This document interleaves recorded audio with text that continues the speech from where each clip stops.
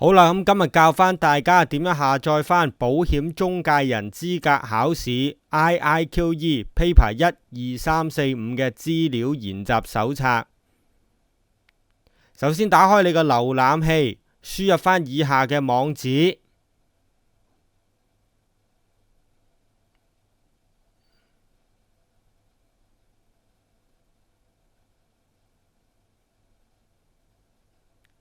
到達咗以下嘅網頁之後，撳返保險中介人資格考試。到達咗呢個頁面之後，選擇返資料研習手冊，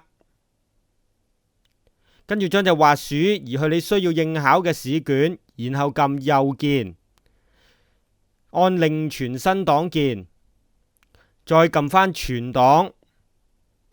咁你就成功下載到資料研習手冊啦。